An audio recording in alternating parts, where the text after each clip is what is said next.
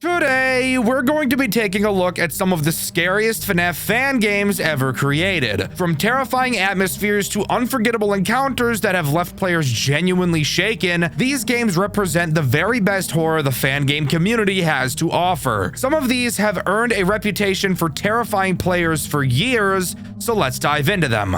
Recently, I've been covering a lot of very well-known fan games on this channel. Five Nights at Candy's, Pop Goes, and Animatronic Memories are probably names you're all familiar with. Recently, I've been looking for a FNAF game to cover that I personally had never heard of, and today I've definitely found one. I'm not gonna lie to you, it's super weird, but however, it does have its charm and an amazing story. So, let's waste no time and hop right into Tales of the Bunnyman. Tales of the Bunnyman opens with a cutscene that reminds me a lot of the old official Five Nights at Freddy's trailers, specifically Five Nights at Freddy's 2. We get several shots of the pizzeria interlaced with pieces of dialogue explaining the exposition of the story. We play as a man named Vincent Baldwin, who we later learn used to be a night guard and is one of the missing children's fathers, the father of Cassidy. We're entering the building to do some investigating and find out where our missing child went. And with our motive in mind, we're safe to head into Night 1 and start talking about what this game really has to offer. Night 1 introduces two characters, but before I start talking about them, I want to talk about the office itself. In our office, the first thing I want to get out of the way is this picture. I don't know who this is. I checked the wiki and couldn't figure out who this is. That's it. I just don't know who this is. Anyways, on to something actually important. The coolest thing I noticed about this office is that there are actually two rooms that we can move between, the typical office room and the boiler room. I'll talk more about the boiler room later when it becomes important. The door to the boiler room can be held shut, as animatronics will actually have to travel through it in order to get to your office. The only other things in our office is our camera system and a giant gift box. We can hide inside of this gift box to be able to protect ourselves from the first major threat of this night, Foxy. Foxy behaves pretty much exactly the same as in Five Nights at Freddy's 1. He starts on Pirate's Cove and makes his way through some phases before attacking. However, something unique about Foxy is he actually has two completely different attacks he can perform, each of which requires you to do something completely different to counteract him. The first attack he has is pretty simple. After he leaves Pirate's Cove, he will charge towards your office. When he does, you'll have to quickly jump inside the present until you hear him run away, after which you can jump back out and continue. His other attack is unfortunately a mechanic I've grown to dislike more and more as I play FNAF games. After leaving Pirate's Cove, Foxy has a chance to appear randomly on one of your cameras. When he does, all you have to do is find him and stare at him until he goes back to Pirate's Cove. This is mainly a me thing, but I've personally grown tired of the find them on the cameras mechanic. Yes, I do play Five Nights at Freddy's for a living, so yes, I'm going to see repeated mechanics a lot. Most sane people don't play as much Five Nights at Freddy's as I do, so most people won't find this mechanic to be that big of a deal, but hey, at least it's not a stupid fucking music box mechanic. We'll talk about that later. The only other threat introduced on this night is Bonnie. Bonnie is incredibly simple in how he works, as is typical in most FNAF games that feature him. Bonnie will make his way through the building and to your office. Afterwards, you'll be able to hear him at your door. You'll need to quickly go up to the door and hold it shut until you hear him leave like Five Nights at Freddy's 4. When you do, you'll know it's safe to reopen the door and continue the night. Very basic. That's just how we like Bonnie, isn't it, guys? Right? You like it when Bonnie's basic, right? You wouldn't want Bonnie to just hot bottom right into your office and start fingering you, would you? Freak. And with that, we can move on to the post-Night 1 minigame. Here's where we get to talking a lot about how cool this game really is. This game does narrative storytelling in a different way than any other FNAF game I've ever seen. Instead of an 8-bit minigame or a slideshow lore dump, Tales of the Bunnyman turns into a visual novel during the post-night sections, having you play in the perspective of a different character each night. I think this is actually super cool. While yes, you may think that it looks straight out of a My Hero Academia DeviantArt fan page, it is very clear that an amazing amount of care and effort went into these post-night sections, and that cannot go unnoticed. Before I really start talking about the lore of this game, I need to make it incredibly clear that there was so much poured into this story. There's so many details that I could point out that would make this video quite literally take hours to complete. And while I'd love to be able to talk about all of it, I don't have the confidence in myself to do so, and to be able to portray it in the way that it rightfully deserves. I'll be going over what happens in the story, but I won't be diving into every single minute detail, and I apologize if you were hoping that I would. Anyways, in this minigame, we play in the perspective of Jeremy Jr. Fitzgerald. After hanging out with his friends at Freddy Fazbear's, he notices that his mom has not yet come to pick him up. After waiting an extended period of time, he decides to just watch the performance on stage. Hearing a strange whistling coming from backstage, he enters to investigate, only to abruptly get abducted and murdered by the Bunny Man, going on to possess Bonnie. I honestly think that these post-night minigames are a breath of fresh air in this genre. I've never seen anything like it before, and I'd love to see more FNAF games try to do something new like this to tell their story. But now it's time for us to move on to Night 2. Night 2 only introduces one new thread, that being Chica. Chica does exactly what you'd expect her to do, and no, I don't mean eating until she pops like a balloon. What I really mean is moving through the cameras and then going to your office. Oh my fucking god, that is gross. Yuck. Fucking yuck, bro. She does go through one additional camera compared to Bonnie, making you see her less often than him, but other than that, she's exactly the same as Bonnie. I'll also use this night to talk about the only thing I dislike about this game. The mouse. Oh my god, this mouse is atrocious. Oh no, this mouse is really bad. If you're at all familiar with my channel, you'll already know that the way the mouse works is always something I'll have a problem with when fan games try to switch it up. In most FNAF games, when you move your mouse to the side of the screen will scroll in that direction until it hits the end of your office. That makes sense, and this is good. Tales of the Bunny Man instead decided to take a route similar to Sister Location. If you are to move your mouse to one side of the screen in Tales of the Bunny Man, your mouse won't follow the moving office. Instead, the game will keep track of its simulated X and Y positions in the office. And while this may sound super cool, in practice, it leads to you having to move your mouse all the way across your desk or increasing your mouse's sensitivity to be able to make up for it. Is this nitpicky? Yes. But I am giving my opinion on a game, so I think it's important to talk about things that I notice, especially when it's the main interaction mechanic in the entire game. Anyways, moving on to the post-Night 2 minigame, where we play in the perspective of Susie Sutherland. The group of friends were supposed to play the newly installed arcade game, Pop Goes vs. the Machinist? Machinist? Machinist? Mechanist? Machinist? I don't know. Instead, she decides to split up from the group to go look for Bonnie. Walking around the building, we can talk to a kid named Ollie, who mentions something about Bonnie acting weird recently. Given the timeline of the events this game has, I'm fairly certain that this cutscene is taking place 16 days after Jeremy's disappearance. So I think it's safe to say that Jeremy at this point in time is already inside of the Bonnie costume.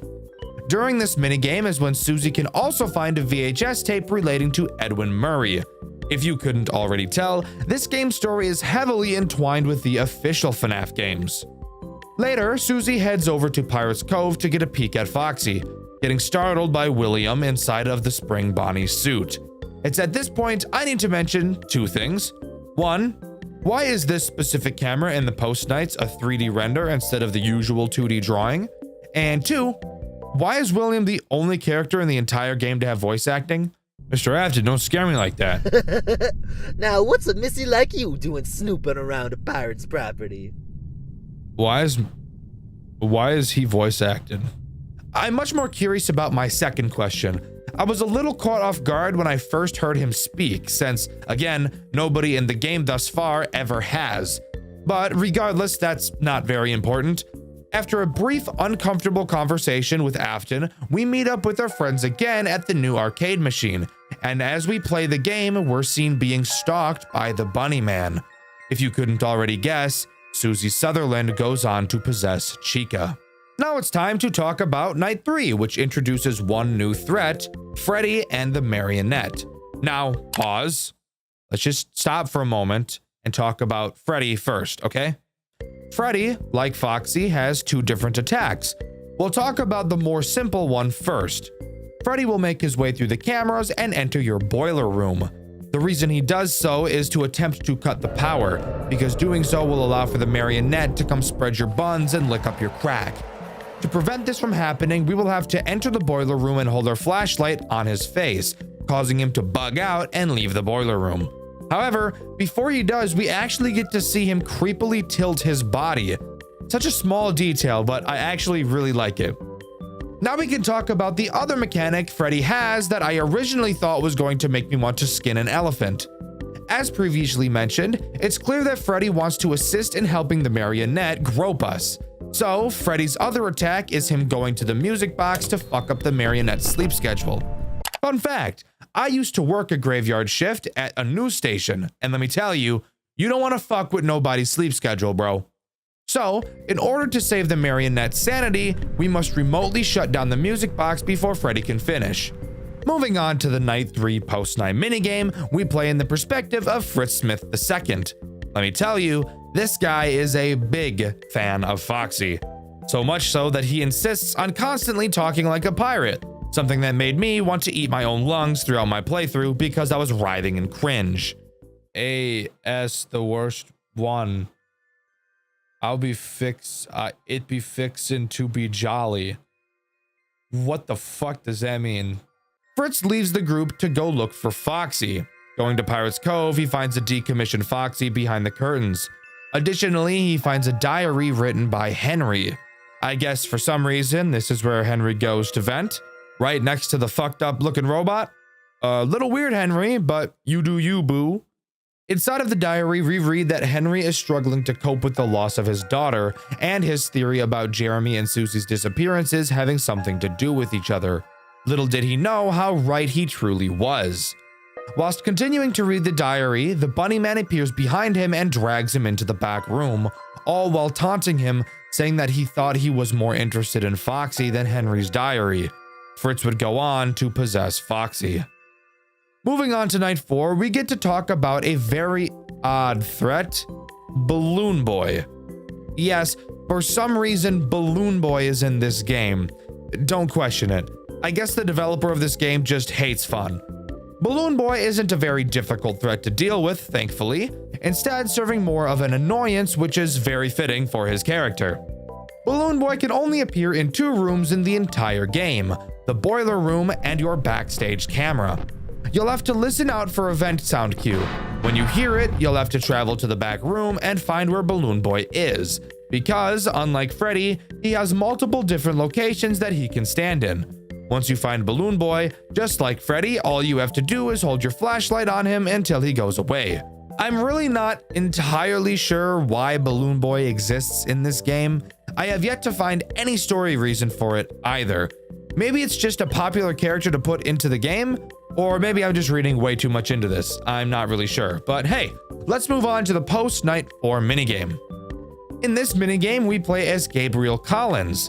Gabriel sneaks into Freddy Fazbear's Pizza because he has a hunch that his missing friends are still inside. Once he enters, he searches the location, eventually discovering the Marionette. They quickly become friends and begin exploring the establishment together. Eventually, they stumble across Michael and William Afton. William is trying to convince Michael to work as a performer, playing the character of Bonnie. But before we can hear anything else, William spots us. He chases us through the building, and the Marionette hides us in its gift box. However, unfortunately for Gabriel, William finds him anyway and is knocked out. He wakes up inside of the Freddy Fazbear costume, watching William Afton jump around the dining room, mocking him through his last breaths. Gabriel would then go on to possess Freddy. This is easily one of the most fucked up cutscenes throughout the entire game. I'm no edgelord, as some people seem to think I am, but I really enjoy when games show us the depraved things that the villains do. I and many others don't want to just hear about things happening, we want to see them as well. Of course, I don't think we all want to literally see the children getting murdered, but I think showing off the situations in the way that Tales of the Bunnyman does is incredibly interesting.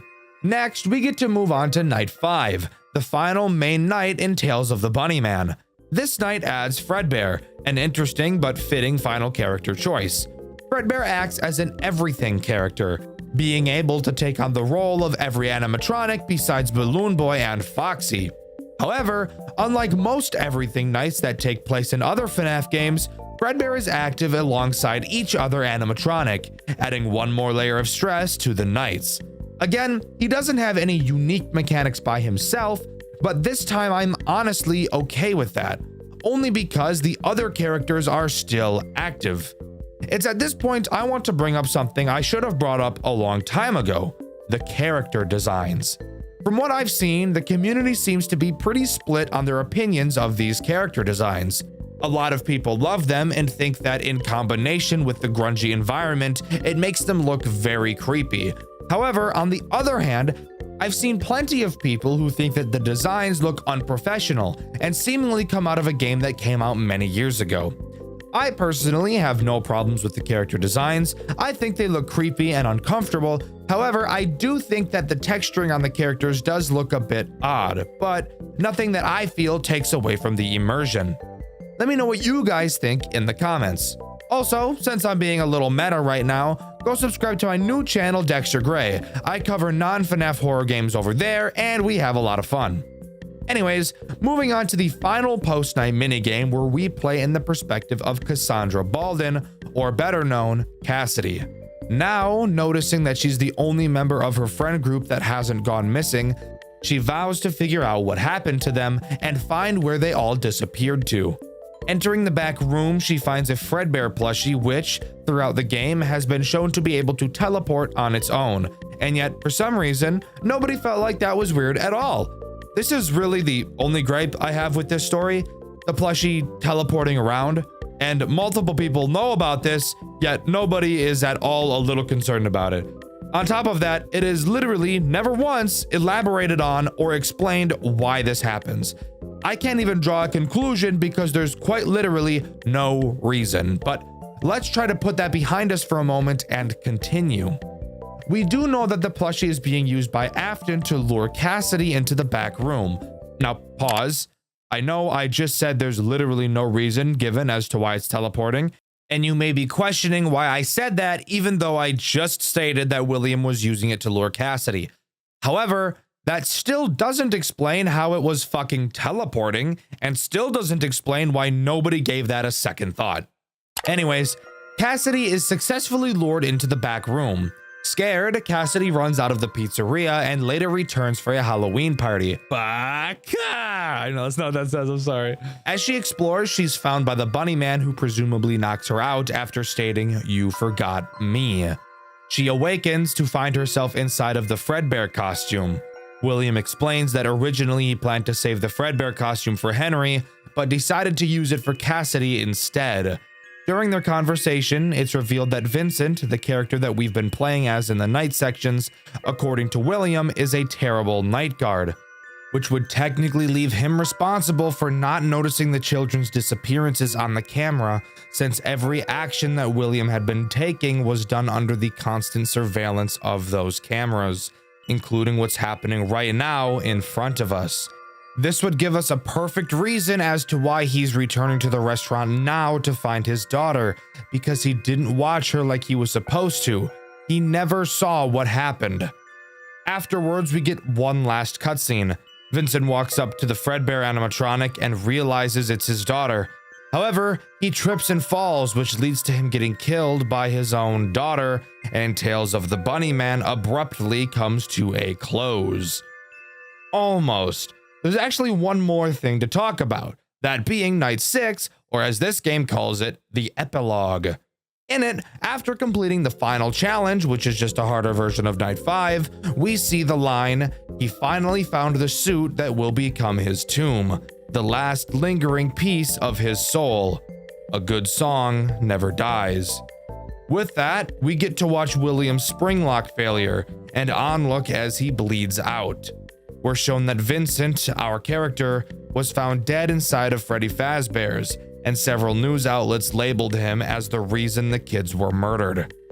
I can't lie to you guys, I'm really eager to talk about this story, since after reading into it, I actually think it's really good, and it's clear that a bunch of effort was put into it.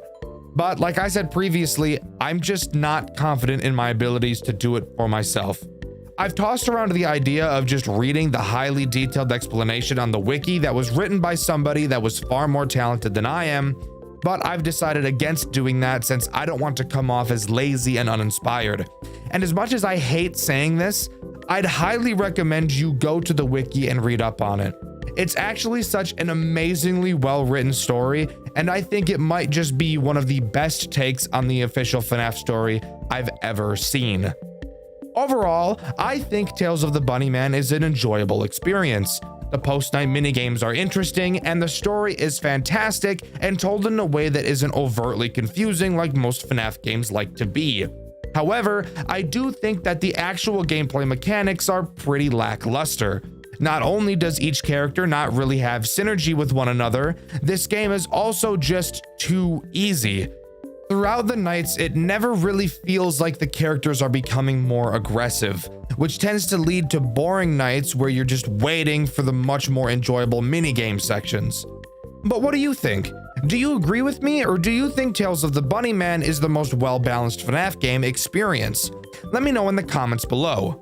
In my Showman's Awakening video, I asked you guys what your favorite mechanic from a Five Nights at Freddy's game was. My favorite answer was this one by RoanQ8V. They said the turning off the light mechanic, specifically from Tyke & Sons Lumberco. I think Tyke & Sons did that mechanic really well too, so it's cool to see someone else mentioning it. Scopophobia is the irrational fear of being persistently stared at or watched. For most people, I feel being watched is one of those things that is just universally feared. Several forms of media have been made around it, from books to movies, and of course, horror games. But what about FNAF games? What is the scariest FNAF game you've ever played? And while playing it, did you get the strange feeling that you were being stalked? Banshee is a new FNAF fan game created by Kimarzuru and released fully on July 23rd, 2025. For a lot of people, the FNAF genre hasn't grown boring, but has lost a lot of the fear factor that it once had. I know for me personally that is the case. Sure, cheap jump scares will always startle people, but actually being scared is something that most FNAF games just aren't capable of doing anymore. Banshee, however, is different. Banshee isn't just scary, Banshee is horrifying. Grab a drink and get ready to jump into the rabbit hole that is Banshee, Five Nights at Freddy's most horrifying fan game. Banshee is a game heavily inspired by the original Five Nights at Freddy's Pizzeria Simulator, mainly taking inspiration from the night sections of that game, wherein instead of beating the night by surviving, you instead have to complete multiple tasks, making the length of the night dependent on you. Of course, when you think of Pizzeria Simulator, the very well-known salvaging sections may come to mind, and don't worry, Banshee has those too. Before every night, you will have to salvage a character in much the same way you do so in Pizzeria Simulator. On night 1, you have to salvage Springtrap. Pause. This design is actually horrific. This is gross. I haven't seen a model from a game that made me as uncomfortable as this one has in a long time. And trust me, they only get more grotesque and uncomfortable as we follow the White Rabbit. To salvage a character, you must first play an audio cue from the tape player in front of you. You can hold up the milligauss,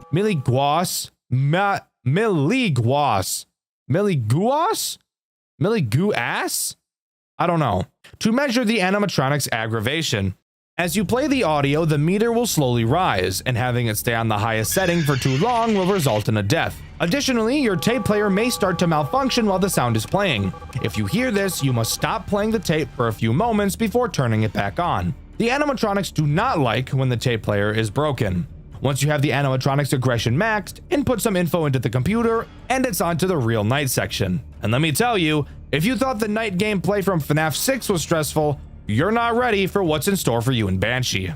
Night 1 introduces 2 characters. You may be wondering how that's possible since we've only scrapped one, and that's because one of the 2 characters was in your restaurant from the beginning, that threat being Yellow Bear. Ooh. Wait, am I not safe? Why do I get the feeling that I'm not safe?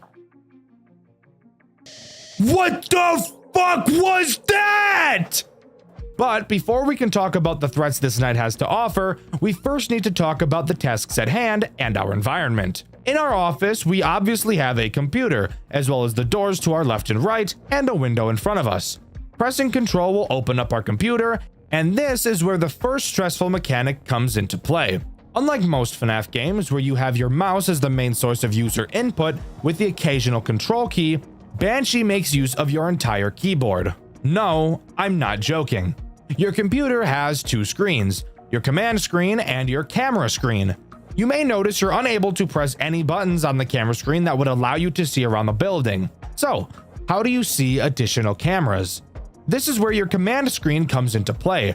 By typing the command CC and pressing enter, you will get access to your camera controls, which is obviously what the CC stands for, dumbass. You can then use your arrow keys to transfer up and down between cameras.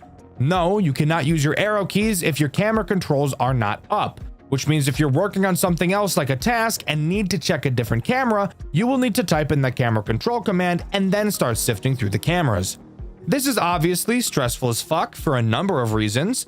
On later nights when things begin becoming more hectic, if you're not a fast typer or you can't remember where the keys on your keyboard are without looking, then this will pose a very obvious problem. I mentioned your tasks. What are those exactly? Well, you have 4 tasks you have to complete. Kind of. You don't actually have to complete any tasks to beat Banshee, as there still is a 12 to 6 a.m. timer. So, what's the purpose of the tasks? And to be truthful, the answer is that I don't really know.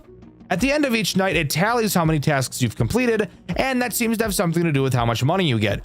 So I'm assuming that the only downside is not having money for your tycoon, which is needed for the true ending. But there may be another reason I'm unsure of, and the wiki is no help. Anyways, back to the tasks. Task number 1 requires you to look at 2 items that are going to be shipped. You will have to check if both sides are identical. If they are, type Y and press enter. And if they don't match, press N and then enter. Do this 8 times and the task is complete. But if you ever mess up, you will have to start back from 0. This task is not challenging, but when paired with the other threats this game has to offer, it will quickly become stressful to even be able to manage this. Task 2 requires you to read an excerpt of who the fuck knows what, and either archive it or shred it. To keep it simple, if it's good press, archive it. If it's bad press, shred that bitch. Task 3 involves sitting on your fat lazy ass and waiting for a code to decipher, and then inputting the numbers and pressing enter. Task 4 is much the same, but instead of numbers, it's arrow inputs. And that's all the tasks, which means we can start talking about the threats that this night has to offer. The first of which being the one I mentioned earlier, Yellow Bear. While you never really actually see him, he does still attack you.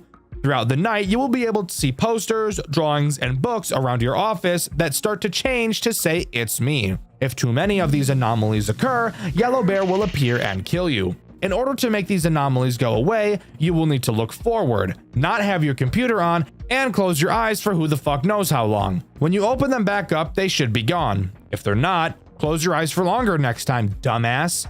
Hands down, the easiest threat in this entire game. The other threat is obviously Springtrap, or as this game calls him, just Afton. Afton will walk around the cameras and make his way to your left door. When he's there, he will make no sound cues. Or at least, if he does make a sound cue, I was just never able to hear it. When he is there, all you have to do is turn at him and stare until he moonwalks back into the darkness. Again, some of the creepiest shit I've ever seen. So where is he? What the fuck was that? Oh my god, that's actually so fucked. Dude, that's actually so fucked up. That's actually so fucked, dude. Oh my fuck. Oh my fuck. And that's it. Either by completing all the tasks or surviving until 6 a.m., the night will be finished and we're safe to move on to night 2. Now, before we do that, this is where I should probably talk about the Tycoon section of this game, but that whole pile of bullshit will be saved until later, because in my full playthrough, which you can see on my second channel, Dxtr Black, I butchered the Tycoon sections so fucking horribly you have no idea how badly I fucked them up. So I'll just save that for later. For now, we move on to Salvage 2. Salvage 2 is called Molten, who I originally thought was Ennard. And maybe it is, and this is just another case of the game giving it a different name. I'm not sure. Regardless, he is obviously the threat introduced on this night. So, how does he work? He actually has two different mechanics and methods of attack. The first is very similar to Afton, except he attacks from the right door instead of the left. Same thing for him, just look at him and he'll go away. However, once he goes away, he has a chance to initiate his second attack, which by the way can also happen at any time, not just when he leaves your office. Your lights will begin to flicker and an audible sound cue will be heard. This tells you that you need to very quickly find Molten on the cameras.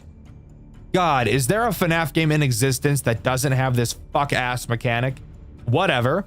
Obviously, you'll probably be doing a task when this happens, so you'll have to type the camera control command and then start using the arrow keys to find him. When you do, you will need to type play and press enter, which will begin playing an audio lure on whatever camera you're looking at. This audio lure will make Molten piss off, which makes everyone happy. Overall, not too difficult. However, from what the community has said, Molten by far caused more deaths than any other character, and I can somewhat agree on that. Night 3 has a scrap Lefty, who in this game is a girl. Maybe Lefty was a girl in the original too? I'm not sure, not important. Lefty can prove to be a very frustrating character, but once you understand how she works, it really shouldn't be an issue. Lefty will very slowly move through the cameras to get to your office. However, if she gets to your office, she'll kill you no matter what. So you have to find a way to keep her from reaching you. Once she progresses to a camera, she will never move back. However, you can use the audio lure on whatever camera she's in to slow her down. This won't stop her from moving, but it will slow her progress dramatically. So much so that even on the hardest non-custom night she appears in, she only ever moved once for me. This obviously does bring up a conflict with Molten, but with how slowly Lefty moves, getting back to her camera in time to put the lure back on really shouldn't be much of an issue. Night 4 introduces the final new character, Baby. Baby is easily the most infuriating character throughout this entire game, and it's not even close. Baby will move through the cameras. Who the fuck cares? Once she's in your office, she will appear in the window in front of you. After a few seconds, she will either walk left or right.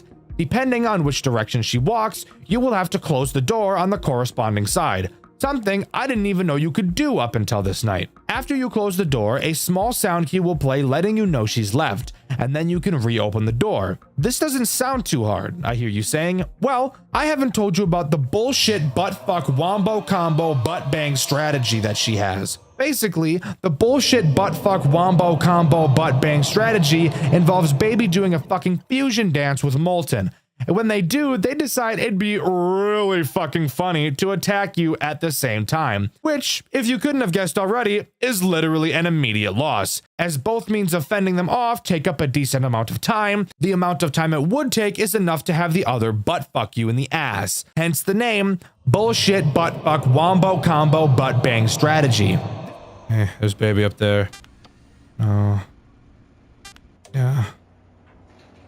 This is cooked. This is cooked. This is actually cooked. Bro, I'm fucked. I'm fucked. There's nothing I can do about that. I was pressing enter, you. That was just cooked. There was nothing I could do about that. I don't know how long I have to hold it for Baby. And he was on my ass. I really didn't know what to do there. Really didn't know what the option was. This is really the only huge RNG problem this game has, and it doesn't happen nearly as often as something like Toy Bonnie Vent AIDS does. Finally, we have Night 5, which is an interesting night, to say the least, as it's actually easier than Night 4. Sure, the animatronics are more aggressive, but I still think overall it's probably easier than Night 4 is. No new threats are added, however, one of them is removed. That being Lefty. What is the reason for having Lefty not present on this night? I'm really not sure. So this night goes just about as well as you'd expect it to. And with that, the game is over. We get a final monologue from Henry as he burns down the building with us inside, mentioning how he didn't want us to go, but he needs to bring his daughter back. I'm gonna be honest, I don't give a fuck about this ending. You wanna know why? Because it's not canon in any way. Yeah. This is the bad ending, by the way. The true ending has a lot to do with the tycoon sections of the game. And god damn it, that means it's time for me to go over this bullshit. First, let's go over how I fucked up this tycoon section as hard as I did. When you first load up the game and open the tycoon section, this is what the tycoon looks like. Fantastic. Looks like we're going to build off of this. Pretty interesting and different from the original. Want to know the fucking hilarious part? The game expects you to press this button and erase your tycoon save data so that the tutorial for the tycoon section will begin playing. Does it tell you to do this? No. So why the fuck would I even think to do it? Sure, I pressed the button and saw the message to erase the save in my playthrough, but this is literally the first time I'm seeing the tycoon. Why, in God's green fuck, would I think to reset the data of the tycoon when I've never seen it look any different? I'm expecting to get comments calling me stupid for not figuring this out, but fuck you. You wouldn't buy a game, start the game up, and then think, actually, before I start playing this brand new game I've never played before and is brand fucking new, I should reset the save data for it first. You would never think of that. I'm sorry, this is just the most retarded thing I've ever seen. There is literally no indication whatsoever that I should reset the save. If there was indication, then there wouldn't be an issue, but there isn't. I'm just shown the tycoon and that's it. But hey, let's just relax for a moment and pretend like this part of the game actually makes sense. What exactly do you do? Well, you obviously go through the tutorial and learn how to play the tycoon, and then can get to building. And then from there, it's just Pizzeria Simulator. Buy things from the catalog and add them to your pizzeria to get points and level up. Fantastic! Completing the tasks during the nights will give you the money you need to buy more in the tycoon sections as well. Fantastic! Now, after completing night 1 is where the game starts to get a bit interesting. On the main menu, after completing night 1, you will see this big red box. Clicking on it will reveal a statue of a banshee. Turning it to its side will reveal a note describing that you need to look northwest to find a key. Wait one night and look again to find a door, presumably that the key would be used in. Going to your tycoon and scrolling all the way northwest, you'll be able to see a small red dot. Clicking on it will reveal a golden rose, which is presumably the key that was referenced in the note. Now, pause. I'm going to complain here again about how I fucked this up so badly. I had no idea that the map could be scrolled. Why? Because I was never taught in the tutorial, and I never saw the tutorial for reasons explained earlier. However, what I did do was click around the top northwest corner of the screen looking for this key. Clicking the big sign reveals a very dark red screen with some random text that'll become important later. So, this leads me to believe that this was the thing northwest that I was supposed to see. I thought I was doing the right thing. This series of coincidences is actually insane. Sure, there's no literal key here, but that led me to assume that the key was a metaphor for something else. Now tell me, would it be unreasonable for me to suspect some kind of retarded metaphor from a FNAF game? I don't think so, but whatever. After beating night 2, if you go back to the tycoon and press the red dot again, you'll see a golden pillar. Altar? I don't fucking know what this thing is. You can place the rose you got from the previous night there, which reveals a drawing of the marionette, the same drawing that you can see in your office above your computer. During night 3, if you click the marionette poster, you'll see what I believe to be a chair and a clock. I think. I have no idea what I'm looking at. You can push the chair underneath the clock and the pendulum of the clock will fall. You can then collect the pendulum. You will then get kicked out of the night back to the title screen. Clicking on the red box again will show the statue once more. You can then take the pendulum and place it into the stomach of the statue. Seriously, don't read into this too much. This is some fucked up Aoni type puzzle. Don't read into it, just accept it. After completing night 3, if you click the red box again, you'll get a cutscene. In it, you'll see clouds parting in the sky and a code appears behind them, along with the text, "The safe." Then you can go into your tycoon, and instead of typing tycoon into the directory, you can type clown, which will start up a remake of the clown minigame from Pizzeria Simulator. You can also play the ball pit minigame and Midnight Motorist. As I'm sure you could have guessed, the Midnight Motorist minigame actually serves some sort of importance. This minigame plays a lot differently than the original. It's a text-based adventure rather than a side-scroller. In it, you can walk around a forest and look at trees, something you all have never done before. Searching some of the trees, you can find a pendant. Walking to a lake, you can find an old man fishing. This person is who I assume to be Old Man Consequences. If you talk to him, he'll tell you the story of a girl who found a rabbit. The rabbit eventually dies and her father gets her to bury it. Later, she digs up the corpse only to find that the rabbit's fur had turned yellow. Oh my god, guys! Like Spring Bonnie, do you get it? Can you fucking believe it? Oh my god, I'm gonna bounce up and down, dropping my cheeks and testicles all over my desk! Oh yeah, you can also give the old man the pendant you found and he'll say that it belonged to her. Looking in some more trees, you can find blood-stained glasses. If you bring them to a man by a house, he'll tell you that they were your brothers. After beating Night 4, you should be able to buy the safe item from the tycoon. We'll get to that later. Clicking on it will prompt you to type in a code. Typing in the code we saw in the cutscene earlier will open the safe, revealing a picture of a locked gate inside. After buying everything else in the Tycoon section, if you load the original version of the Tycoon and click the logo, you'll be sent to the gate. If you've done everything correctly, clicking on it will spawn you onto a boat. On the boat, you're told a story.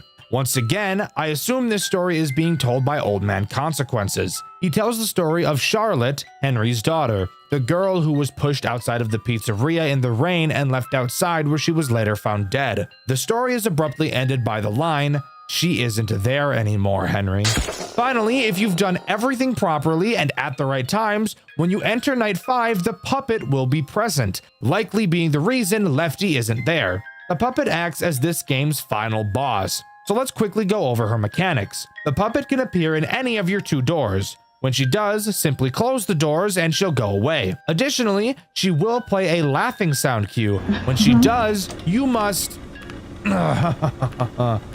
find her on the cameras and stare at her until she leaves. And as far as I'm aware, that's all that she does throughout this night. That may not seem like a huge issue, but of course, when paired with everything else and the bullshit buttfuck wombo combo butt bang strategy at the same time, this can be a very stressful night. But if you manage to beat it, you'll get one last cutscene. Michael Afton, alone in the suffocating darkness. He turns his lighter on, only to see the yellow bear, his own brother, staring back at him. Unable to look away, eventually even his brother leaves, leaving Michael truly alone. Knowing there's nothing left that he can do, Michael sets the building ablaze, killing himself while also allowing the souls, his brother, and Charlotte to rest. And with that, Banshee comes to a close. But hold up! Want to hear something awesome? If you remember, I said you have to get the safe in order to get the true ending.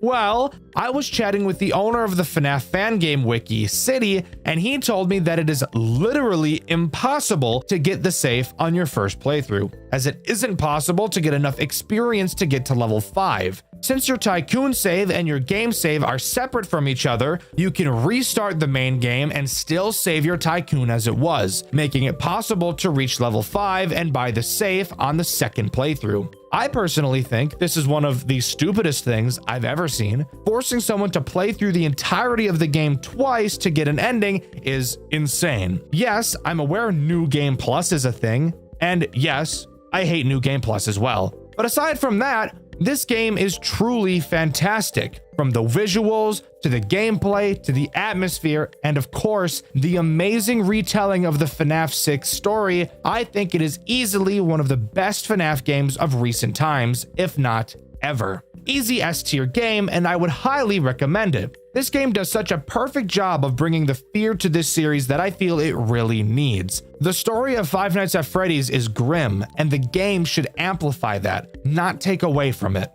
But let me know what you think. Do you agree with me, or do you think Banshee is just overhyped slop? Let me know in the comments below. In my Tales of the Bunnyman video, I asked you guys what the most disturbing thing you've seen come out of a FNAF game was, and my favorite answer was this one by Pixel Swirl. They said Graveyard Shift at Freddy's as a whole. And of course, having the cannibalism and the fact that the animatronics aren't possessed but are in fact alive. And I couldn't agree more. I actually have a video covering that game on this channel. You should definitely watch it after this. I also realized I've never mentioned this, but I do have a merch store. You can find the link to it in the description, by the way. The lore of Five Nights at Freddy's fan games, something I'm typically not interested in. However, occasionally a fan game will come around that actually catches my attention. and the game we'll be covering today is one of those games. However, I actually didn't care about the story at all until I got to the third game.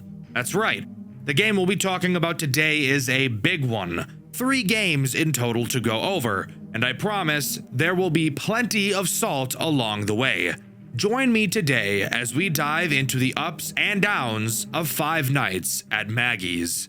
Maggie's doesn't throw us into a story right away, instead just starting how the original FNAF begins, with a newspaper of a job notice for a security guard. We take the job, not knowing who our character is, and jump right into the first night, where we can already talk about a game mechanic choice that I can't quite wrap my head around. First, let's talk about the office. It's so incredibly simple that it is somehow more basic than the Five Nights at Freddy's 1 office. You have 2 directions you can turn. One direction has the cameras, and the other side has a single door. Now let's talk about the mechanic that makes me question what the developer was thinking. How do you think the camera system operates? Maybe a camera map with buttons? Maybe using the arrow keys to surf through the cameras? All wrong. You have to use the number keys on your keyboard. I have to use the number keys? Really? That's awful. I actually have to use, I can't touch the buttons with my mouse. Let me tell you why this is so awkward. Because of your flashlight. Your flashlight is used to flash the doorway behind you and the vent underneath your desk. Your flashlight is controlled by your control key, and of course, because it's a FNAF game, you have to use your mouse for everything. So you have one hand to use 8 of your number keys and the control key. This leads to an overall awkward controlling experience, but that could just be a nitpick. It was just the first thing I noticed. Now, to talk about the characters that Night 1 introduces. Let's start with the main character herself, Maggie. Maggie is as basic as you can get in this game. Spoiler alert, all of these characters are basic. Maggie will move around the cameras and eventually make her way to your door. When she's there, all you have to do is hold the door closed until you hear her leave. This is where you'll notice something interesting about this game. There is no power system in this game. And if you think that it will be balanced somewhere else so that this generosity isn't easily abused, you would be wrong. You can hold the door closed the entire night. But we'll talk about the strategy of this game a bit later. The next character introduced on this night is Lola. Lola does the exact same thing as Maggie in the exact same way. You kind of got you got an hourglass going. Lola is the best. In bed? What is wrong with me? She even goes through the exact same cameras and is also dealt with by using the doors. Something you'll notice about later nights is that Maggie or Lola is pretty much consistently in your hallway at all times, leading to you needing to hold the door closed pretty much the entire night, forcing you to look at this stupid fucking John McAdam in the fucking eyes. The final character introduced on Night 1 is Chanchy, the fat-ass pig, aka your mom.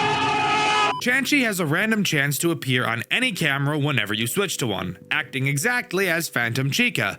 If you look at him for too long, he will fuck your shit up like my buddy fucks up grilled cheese sandwiches.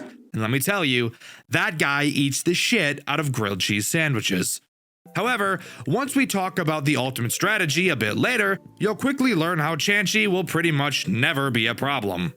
Overall, if you know how to use your noggin a little bit, you may notice that all 3 of these characters can be dealt with by just holding the door closed the entire night and never doing anything.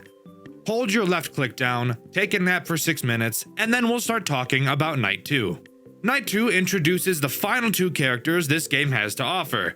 That's right, guys, it's about to get crazy. Not really, but let's talk about these 2 new assholes. Let's begin with Hank. Hank will try to enter the vent underneath your desk. Once he's there, he'll make a sound cue. Simply look under your desk and flash him with your light and he'll go away. However, there is a chance he will stay in the vent instead of going back to the stage, except the side effect is he will still make a sound cue when you have to flash him again, so this really isn't as scary as it sounds. Flower is the other character added on this night, and guys, come in real close for me. Would you believe me if I told you Flower was exactly the same as Hank? Well, guess what? She is. Quite literally the exact same mechanic. So nothing too much you'll have to worry about. There you go. That's every character in the game. Just kidding. I actually lied to you. There is one final character we have to talk about, except here's the thing. I don't know its name. I think it's Guppy, but that could be entirely wrong. Guppy appears on the cameras in Camera 3. Guppy acts as this game's Foxy. You will have to watch him on the cameras to prevent him from moving. If he gets up and leaves, guess what? Dead. Ass souffle. However, since every main night after this one doesn't add anything new, it's time we talk about this game's disgustingly broken strategy. So, stay focused because it's super complicated. Basically, once the night starts, instantly turn to camera 3 to stall Guppy. Then turn around and hold the door closed, even if nobody is there. If at any point you hear a vent noise, quickly turn around and flash the vent, then turn back around and hold the door closed again. There you go. You've just beat the game. This strategy successfully stalls Guppy, ignores Chanchy since you're never switching cameras, keeping the doors closed long enough that nobody will ever get in, and will handle the vent animatronics more than adequately. Nights 2, 3, 4, and 5 can all be handled using this strategy. This is by far this game's biggest downside. It is so easy that it's boring. The majority of this game is spent staring at this stupid fucker's face. I hate this guy's fucking smile. Look at this piece of shit. Ugly ass, fuck ass boy. John McAdams. More like John McFat-ums. Huh. Am I right or am I right? Yeah, I'm right, I know. You guys can laugh. No, you can laugh, it's okay. It's okay, I know I'm funny, it's okay. Now, you might have noticed I mentioned that strategy only works up to night 5, and that's because I lied again. There's another character we have to talk about that's integrated on night 6. I don't know his actual name, and fuck you, I'm just gonna call him Porky since that's what I called him in my playthrough, which you can see over on my second channel, Dxtr Black. Porky Pig acts as this game's final boss character. Night 6 is impossible. Kind of. Porky Pig can attack both your door and your vent. He also moves at the speed of fucking sound. He will go from your door to your vent in the span of 2 seconds. Now, here's where it gets impossible, and the funny story that goes along with this. So, here's the hilarious extra mechanic with Porky. He can actually be at your door and in your vent at the exact same time.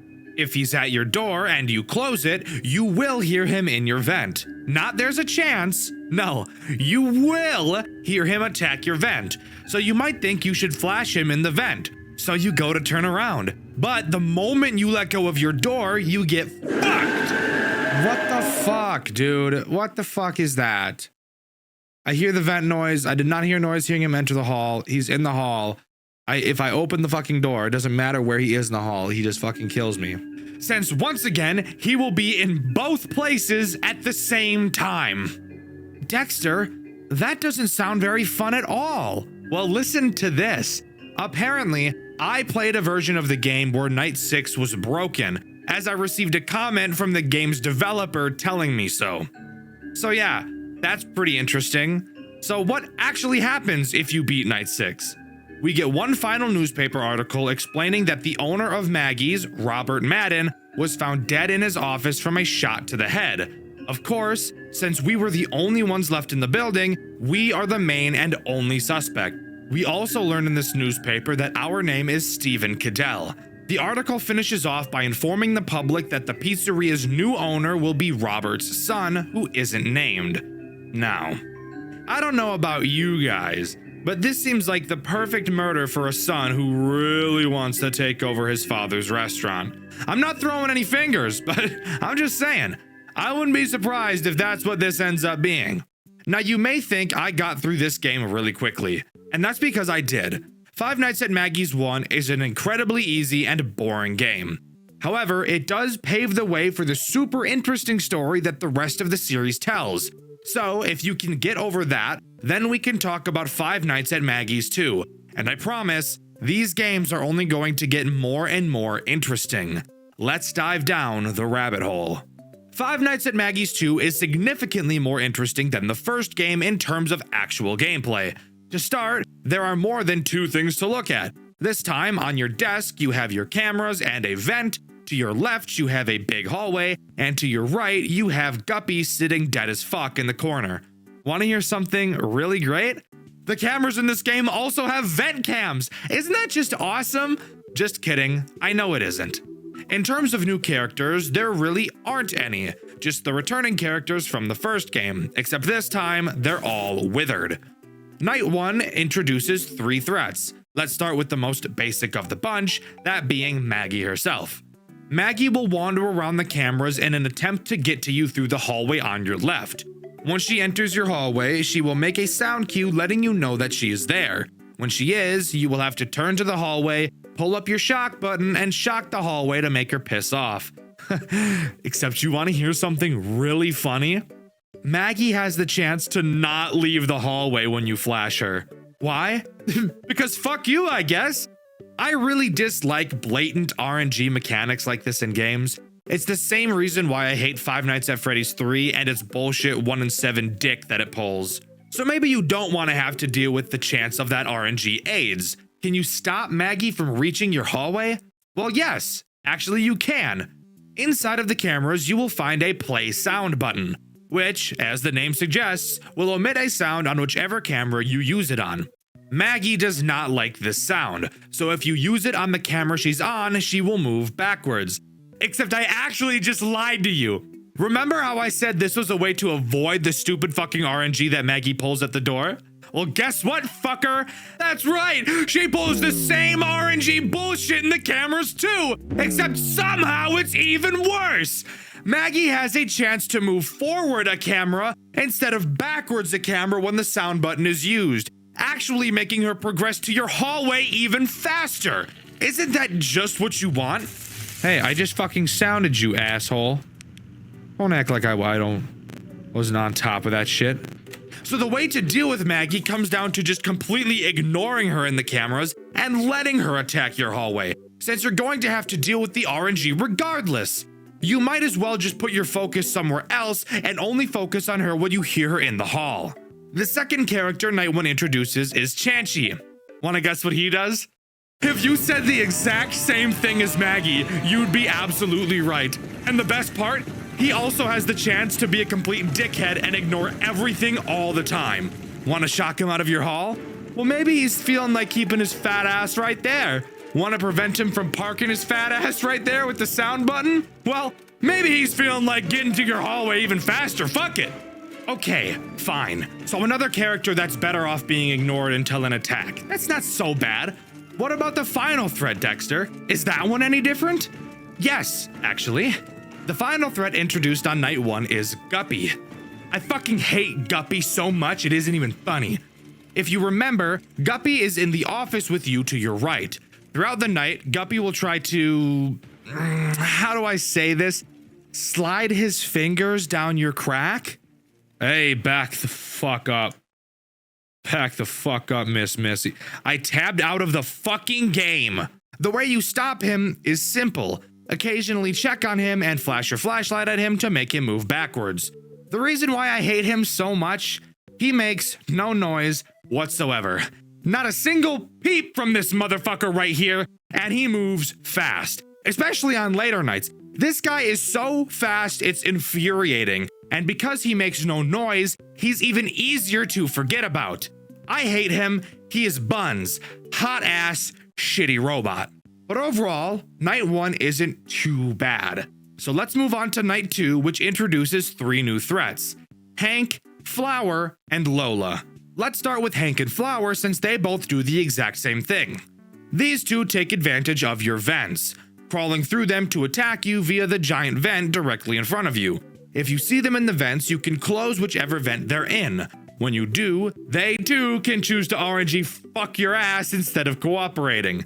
The ideal situation will have them go back to the stage, but in all likelihood, it's much more common for them to go, nuh-uh, and just move to another fucking vent. Isn't that just so awesome? What's the point of even closing the fucking vent if they're just gonna phase through it? Fuck it, I don't care. Here's something really sick about these guys. Once they enter the big vent, that doesn't mean you lose. If they get to the vent in front of you, if you just stare at them for a few seconds, they will go back to the stage. So this brings up another flaw in this game's design. Using the close vent door button is completely useless against these two. because you can deal with them so much more easily by just allowing them to attack and looking at them. So why even bother checking the vent cams for them at all? Well, whatever. What about Lola? What could she do? Well, she acts as a Phantom Chica type of character. She will appear on the cameras randomly. If you stare at her for too long, she will pile drive towards your office through your vents to attempt to kill you. However, you may have noticed a slight flaw. We've already established that there is no need to check the cameras whatsoever. Maggie and Chansey are easily dealt with by letting them attack the hallway, and Hank and Flower are easily dealt with by letting them attack your vent. So is Lola ever a problem? No, and even if she was, when she gets to the vent in front of you, if you just literally look in any direction that isn't directly at her, she will go back to the stage. So again, yet another character that doesn't even need to be worried about. If she's in your vent, just don't look for a few seconds.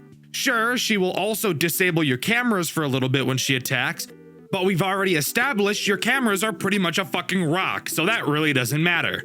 Something interesting about Maggie's games is that they don't have any post-night bullshit nobody cares about. So we can just get right into night 2, where we can talk about the first legitimate threat of a character, Porky Pig. Remember him? Yeah? The guy that made my version of Maggie's One Impossible? Which, by the way, I found out in this game, his name is actually Surdy. Needless to say, I already had some pretty bad blood with this guy. But how bad could he really be, right? Very. Let me just tell you, he can be very bad. Surdy can take the approach of every character we've seen so far except Guppy. He can attack both your hallways and your vents. Fuck the hallway attack, it's dealt with in the same way as Maggie and Chansey, and yes, also has the same bullshit RNG, so does his camera movements. What we really want to talk about is Surdy in the vents, because that's where he becomes a bitch. When Surdy is in the vents, you need to be in full-blown panic mode. Oh god. Oh god, oh god, oh god. Even the game knows how much of a problem Surdy in your vent is, because it literally gives you a fucking warning on your cameras letting you know exactly which camera he's in. Obviously, if there's not a brain in your head, you have to close the vent until he goes away. And now's the time I should mention how these vent doors actually work, and why they make me want to shove a pencil down my urethra and snap it in half. Since there is no power in this game, there obviously has to be some nerf to these doors, but the nerf chosen just makes me piss blood. But that also might be from the pencil, I'm not sure. If at any point you pull down the cameras, the door will open. I don't think there's anything wrong with that. What really makes me want to die is that the door will open even if you switch cameras. So when a door is closed, you're locked in looking at it until whatever is inside leaves. And let me tell you about that. These fat motherfuckers don't move a goddamn inch! Literally, these fuckers will sit there in those vents with the doors closed for what feels like a fucking eternity. And on later nights when Guppy turns into a fucking track star, it makes it really easy to clench your legs so hard and your testicles shatter into 32 small ass pieces. Fuck me in my ass. I was literally turning to you. Literally was turning to you. I got stuck. I was fucked, dude. I was fucking everything had to be fixed. The sound had to be fixed. The fucking vents had to be fixed. My dick had to be fixed. Fixed as fuck. Because you can't just stare at him in the vent to make him piss off like you can with the other vent characters, if he gets to you, your onion rings. Completely Jover. But surely this game can't get any more bullshit, right? Surdy was the last character introduced from the first game, and Dxtr already said that there wasn't any new characters, and Dxtr wouldn't lie to me. He's a YouTuber, and a YouTuber has never lied before, right? Hate to break it to you, Buster. I lied. Night 4 introduces Jerry, the blue fucker. Who the fuck is Jerry? Well, let me tell you about Jerry. Have you ever thought to yourself, golly gee, one Surdy is already a headache to deal with. If only I could add another one. Well, if so, then you're in luck. Did you like one fucking Surdy in your ass? Why not two? Because that's exactly what Jerry is. Surdy 2.0. Except there's one key detail that doesn't really matter, but does just show Jerry was supposed to be the most AIDS character of all time. He's not even affected by the sound button, period. So there was quite literally no way to stop him. And he is fast, like really fucking fast. If he gets to your hallway and decides to bullshit RNG you, guess what, fucker? Game over, because by the time your shock recharges, you'll be dead. But in all honesty, that's not even the worst part. The worst part is without a doubt the fucking Tyson gay guppy over there in the corner.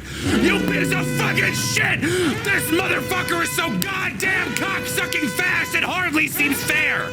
Everyone in Night 5 is so fucking fast they will be sharding in your eyes from the moment you start the night. But the only place they aren't fast? The fucking vents that you can't look away from lest the doors open wide, allowing for any cold metallic robot to penetrate me in the ass and rupture my colon! Fuck! Fuck!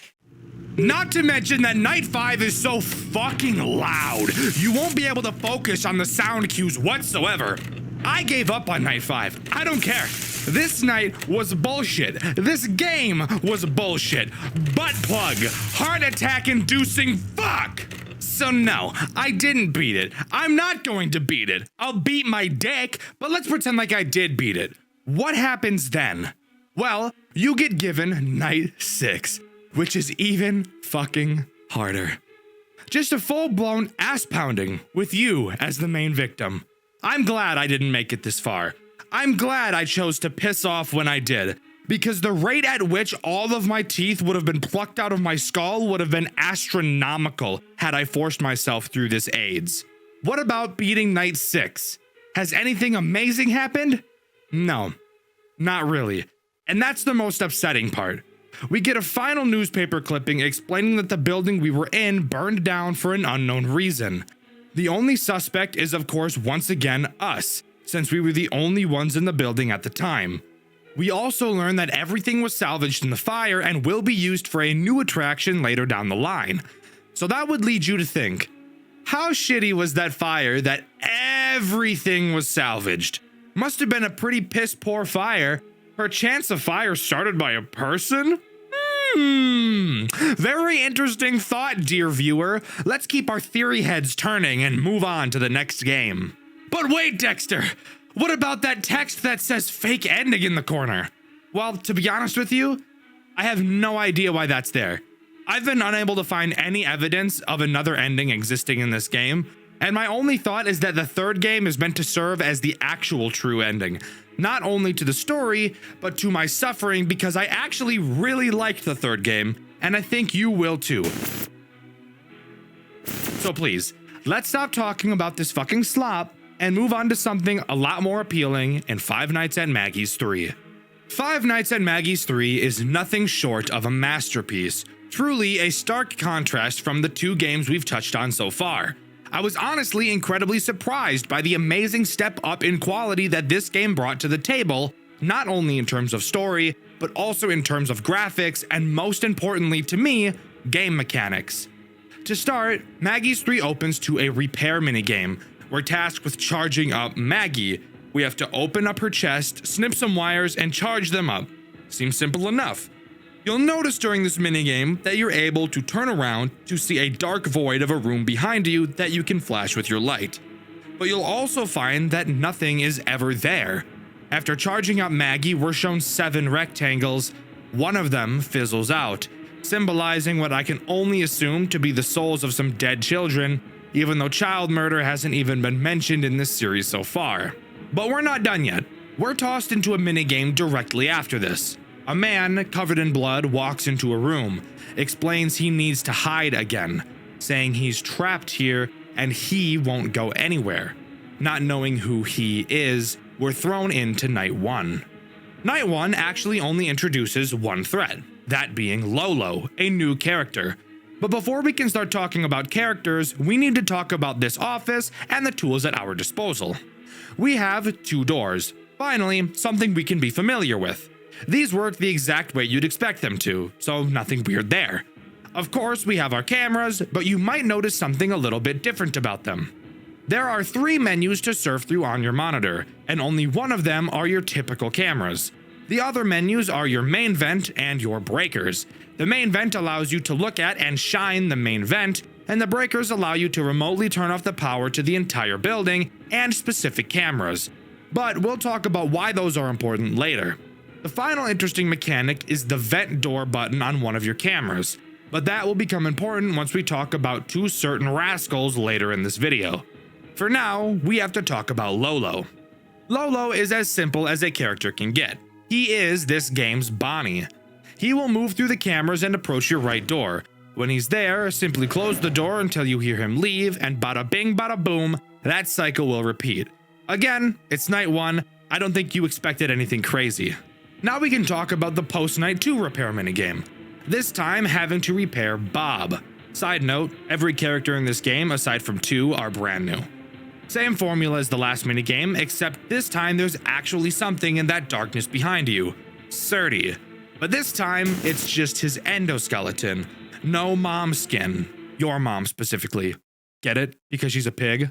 Oink. He will slowly try to creep up on you to kill you. Whenever you hear him, simply turn around and hold your light on him to make him go back. He's very slow these first few nights, but trust me, these minigames can get a little out of control on later nights. After completing the minigame, another rectangle fades away and we get another 8-bit cutscene. This time we see 2 men. One of them goes to make coffee while the other sits to read the newspaper. He begins to read about a serial killer dubbed the Frankenstein. Hearing that name makes the man at the counter freeze. He knows something. After 8 years of silence, the serial killer has re-emerged, taking the life of a 16-year-old boy. The body was found in the John McAdams warehouse, the same building that Five Nights at Maggie's 2 took place in.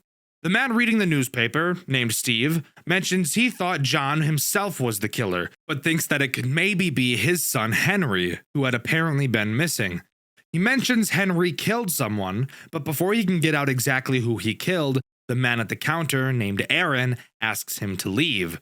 After Steve leaves, Aaron goes over to the table to look at the newspaper, mentioning how he didn't stop and that this isn't over, not mentioning who he actually is. And with that, we go right into Night 2.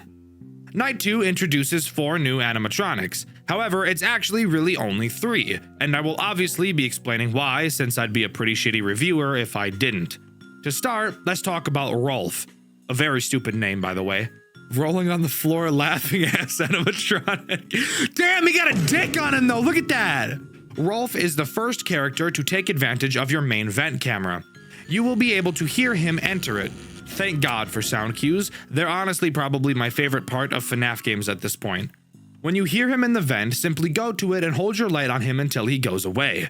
Very simple character with a very simple mechanic, but in my opinion, the simple mechanics are the best mechanics, because it allows for your whole roster to not feel completely unfair while dealing with all of them.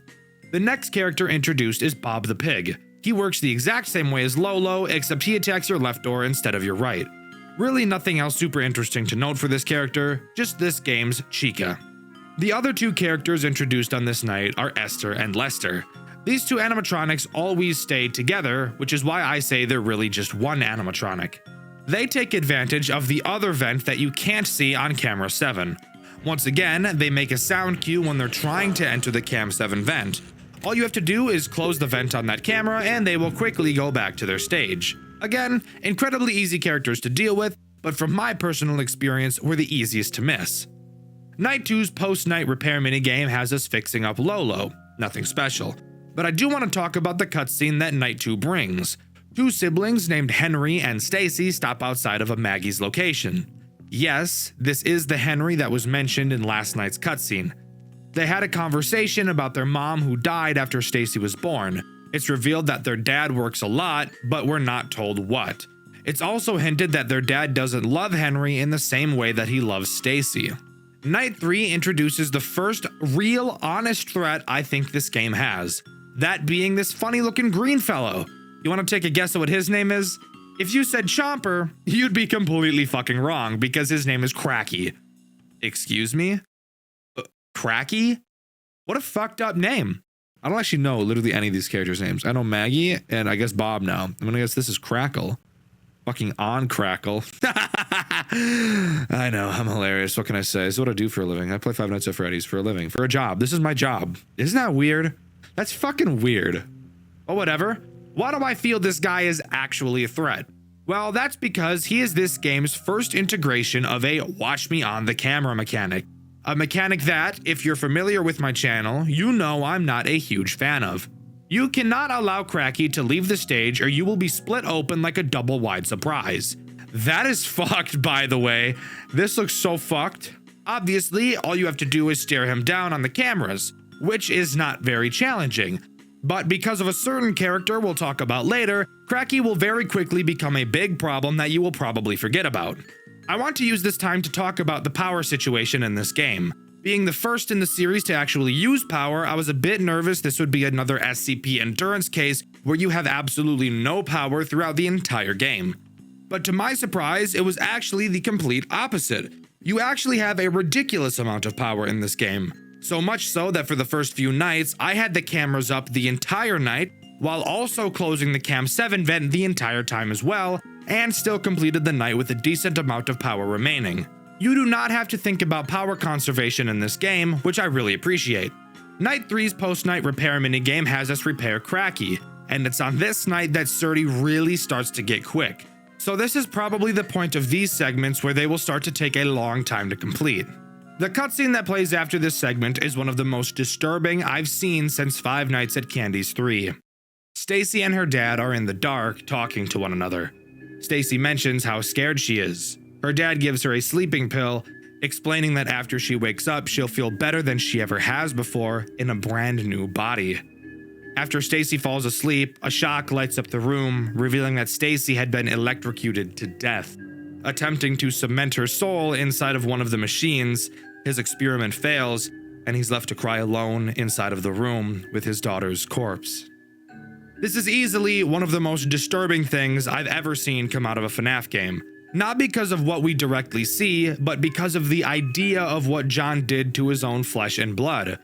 Five Nights at Maggie shows proof that you can tell stories about incredibly horrendous things in an interesting and not overtly edgy way. With all of the shortcomings I feel this game series has, I can easily say that the story is not one of them. Moving on to Night 4, we're introduced to the two final characters this game has to offer, Maggie and of course, Surdy. Let's start with Maggie since she's simple. She works in the exact same way that Rolf does. She attacks through your main vent. All you need to do is hold the flashlight on her and she'll go away. Now we can talk about the big bastard himself, Surdy, who once again, in this game is just an endoskeleton. This guy right here is this game's big challenger.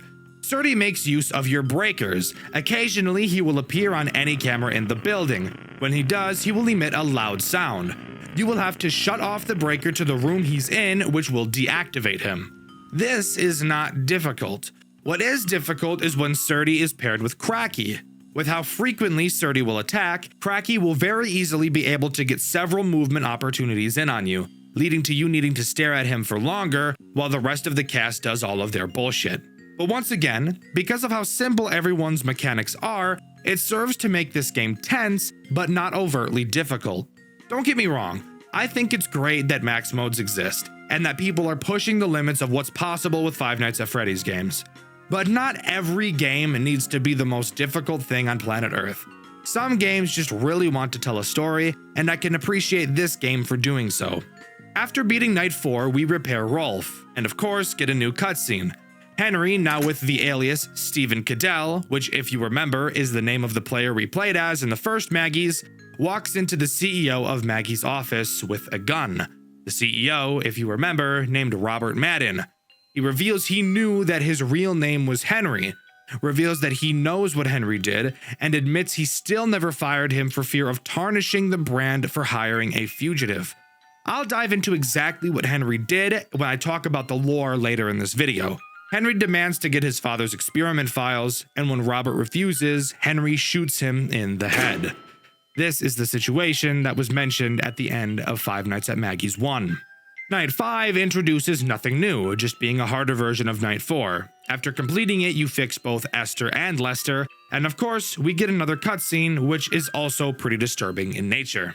John McAdams, expecting to see his son home by 11, is still working on his project. Henry, his son, walks in at 12 completely plastered. Henry begins to gaslight his father for not caring about his own children and claims that he's responsible for killing Jason, a brother that up until this point we hadn't heard of. John reveals that he used his animatronics to revive his children from the dead because he loved them. Henry, not knowing any of this had been taking place up until this point, is obviously incredibly upset. Henry ends up killing his father in a fit of rage, and John McAdams' soul is accidentally revived in the animatronic of Surdy. That's right, the final boss of the first two Maggie's games was Henry's dad. So now we have to question, why would his dad be trying to kill him? Once again, Night 6 adds nothing new, just being more difficult than the last. The repair minigame, however, is different. There are no more characters to repair. The only character who remains is Surdy. You must wait for him to appear behind you and shock him. After shocking Surdy, we get something I never expected when I first started playing these games. We get an amazing monologue right up there with the Henry speech from Pizzeria Simulator. I don't want to explain it to you, I'd rather you listen to it. But before I show you it, I think it's time I finally dive into the lore of this game. Our story begins on May 25th, 1975. John McAdams, founder of John McAdams Entertainment, discovers what he believes to be immortality. He hides his experiments behind his company, using the animatronics as a cover for something much more horrifying: the merging of human life with machines. And what better way to test that theory than on your own son? Jason McAdams, age 3, becomes John's first experiment. On June 3rd, 1978, the experiment works. Jason's body moves again, but not like a human. He's primitive, lifeless, hollow. John calls him a success, a prototype, the first step towards eternal life. But it's not enough. John continues his work, kidnapping orphans, experimenting on them, filling his creations with broken souls. The police start investigating, but John's too careful and nothing sticks. Everything he's done stays buried until tragedy strikes his own family. On June 2nd, 1981, John's daughter Stacy is hit by a car after chasing a balloon into the street. She's brought back to her father, barely alive, and John sees another chance. He tries to revive her using the same process that brought Jason back. It fails, and what's left of Stacy dies in his arms. In Five Nights at Maggie's 1, you can actually hear John crying during one of the tapes. That is this moment. A year later, everything falls apart. On August 26, 1982, John's last surviving son, Henry, comes home drunk, furious, covered in stains, and done with his father's bullshit. He accuses John of killing his siblings, of caring more about his machines than his family, and for once, he's right. John tries to justify it, saying he only wanted to bring them back, that he did this because he loved them, but Henry heard enough. He kills his father right then and there, but death doesn't stick in this family, because the next day, John wakes up again inside the Surdy animatronic. His experiment worked, but at the cost of his own humanity. The man who wanted immortality finally got it, but in the most twisted way imaginable. Years pass, and Henry goes into hiding under a new name, Stephen Cadell. On May 3rd, 1985, he takes a job at Maggie's Magical World as a night guard, seemingly just looking for cash. But through old VHS tapes, he learns the horrifying truth. His father is still alive inside Surdy. Henry tracks down Robert Madden, the new CEO of John McAdams Entertainment, and demands his father's research. Robert admits he's known who Henry really is this entire time, but never fired him because it would tarnish the company's image. So Henry does what the McAdams family does best. He kills him. He stands on business. But even that isn't the end. In 1992, a new serial killer surfaces. The media calls him the Frankenstein. Victims are found mutilated, fused with machine parts, and all signs point to one name: John McAdams. Somehow, he's still out there, using the Surdy suit to continue his experiments. Henry, now under yet another alias, Aaron Meyer, realizes his father will never stop, and if he can't destroy him, he has to contain him. But this story isn't just about the McAdams family. Around the same time, another branch of the company is causing problems of its own. Back in 1980, two men were hired to perform as Springlock entertainers at a restaurant called Surdy and Jerry's. They were taught how to use the suits by Daniel Gennaro, the son of the restaurant's founder, Manuel Gennaro. When Manuel died, Daniel took over and rebranded the place into Guppy's Magical World, adding new characters like Cracky and Guppy. Everything was fine until 1988, when both performers suffered Springlock failures live on stage. One jumped off mid-performance, the other tried to save him, and both ended up crushed inside their suits. They die instantly, only to possess the animatronics they performed in. Daniel, being the charming piece of shit he is, mocks their death, saying the only real problem the company would ever have is if kids went missing. And sure enough, soon after, they do. Surdy and Jerry, now possessed, start killing children, souls that would later inhabit Maggie, Lola, and Chanchy in the first two games. Eventually, in 1990, a sister location called Maggie's Magical World opens and the pattern repeats. More kids vanish, and an investigator, our playable character, takes a job trying to uncover the truth. Each night, we explore a different location, finding drawings, blueprints, newspaper clippings, everything pointing towards what's really been happening behind the scenes. By night 4, we find a hidden room behind the show stage. It's filled with evidence and notes from a previous investigator, the same one who went missing.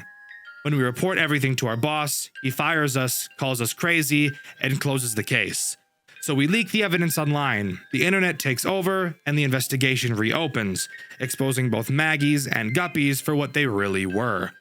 It's later revealed that everything we did, everything we learned, was told to us by Surdy himself. He's old, broken, but aware. A robot reflecting on his past life, telling us how everything fell apart. It's one of the most haunting story choices in any Five Nights at Freddy's game I've ever seen. But it's not just about what happened, it's about who's left to remember it.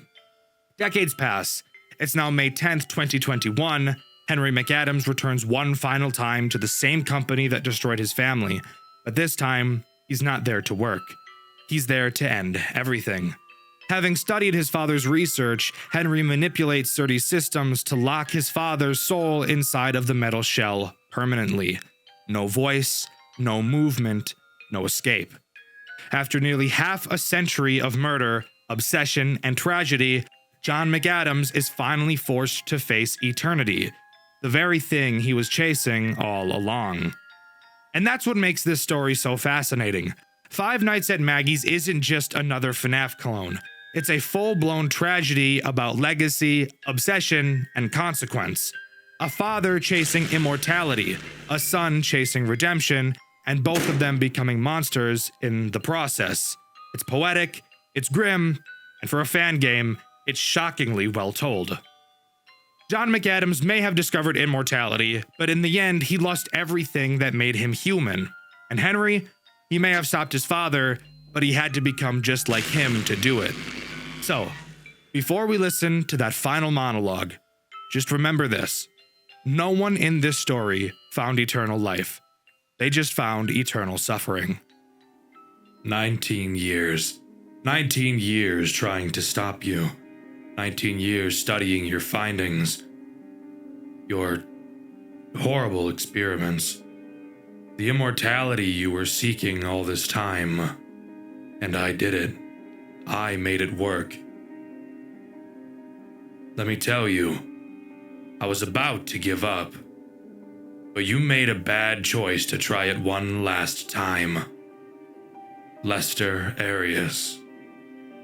That death, that was the last straw. That's how I knew that you were not going to stop, not even in that body. I've been studying your blueprints and analyzing your tapes for longer than I can remember. And let me tell you, you made quite a few mistakes. Yes, you did achieve immortality with full consciousness in your body. But still, your movements were limited. Being sensitive to light, to sound. I thought John McAdams was smarter than that. Don't worry. Your son, the failure, the disgrace to the family. fixed all those problems for you, and finally made it work. Or something like that. You see, I didn't want the kids to be in those bodies. They deserved a better life. They deserved a normal childhood. Play with kids their age, go to school, and socialize like normal human beings. You took that away from them a long time ago. They deserved to rest, once and for all. Jason and Stacy, they are resting from the hell you put them through. All of them finally free. But for you, I had a very special plan. I didn't know if I should show all the things you've done to the world. On one hand, it would have brought peace to the people who were still terrified of the dreaded Frankenstein. But I decided to keep your reputation intact. You are still the great John McAdams. To some extent. Most people have forgotten you after the company went under a couple of years ago. I knew that if I brought this to light, your name would make a comeback, and I didn't want to give you the pleasure. That's why I decided to grant you your wish of immortality, but with a little twist. I wanted to make sure you feel the hell that you put Jason, Stacy, and all the other kids through. So, I added a few changes. You won't be able to speak. You won't be able to move. You will have no control over your body. You will still see, feel, and hear everything. You will live for eternity inside that machine with nothing more to do but see how your work, your name, and your wish of being remembered like some kind of god vanishes like the figments of some bad dream. You won't rest. You will suffer for eternity. It's time you pay for your sins, John.